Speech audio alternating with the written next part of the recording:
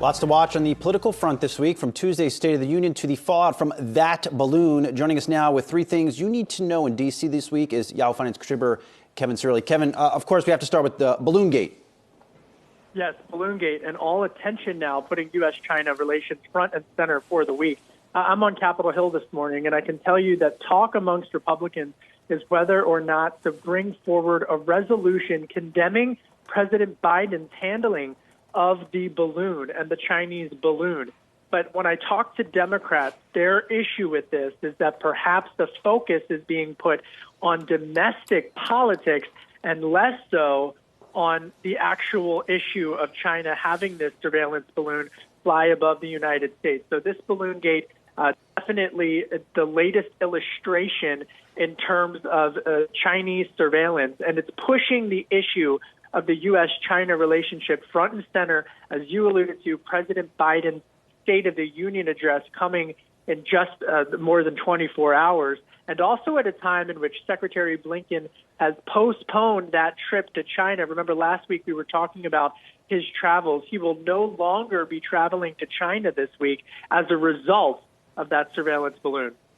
And Kevin, you mentioned the State of the Union this week. Now China's probably going to come up during that. What else should we be looking for? Well, from the perspective of as it relates to the business community, China will no doubt be one of the dominant themes in terms of what investors will be looking for from President Biden tomorrow. It also comes at a time in which there's been a coalition forming of Republicans and Democrats in how to address the China challenge and the China strategic competition. And so whether or not President Biden is able to thread that political needle of being a unifier as it relates to a longer-term approach to the China challenge remains to be seen. But then the other half of this speech, which will be closely watched by domestic politicians and Republicans and Democrats alike, will be whether or not he's going to run for re-election in 2024. Now, the White House is saying that President Biden is going to be hitting a series of domestic political stops following the State of the Union address. But look, I mean, we've all talked about it in the last several weeks. There have been Democrats who have been openly wondering, if not Biden, then who? And so he, as the leader of the Democratic Party, definitely needs to speak to the 2024 campaign as well. It's going to be a fascinating State of the Union address. Folks are wary about the economic footing of the United States and whether or not it's headed into a recession. And so there's a lot that President Biden has to do, both domestically and internationally, tomorrow night. And Kevin, while we've got you, what about the debt ceiling talks here?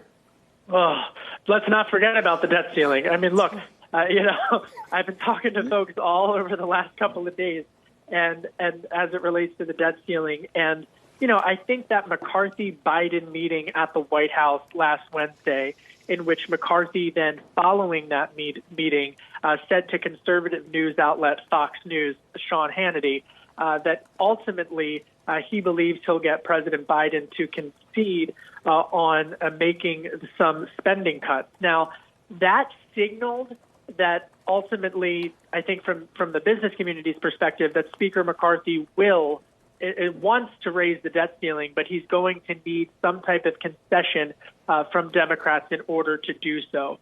Whether or not that hurts Speaker McCarthy politically remains to be seen. That was some vociferous exasperation there a moment ago, Kevin. I hope everything is okay. We're going to make it through this week.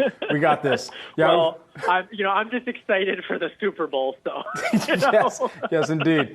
Kevin, good to speak with you this morning. Thanks for teeing up this week. Yahoo Finance contributor Kevin Cirilli there.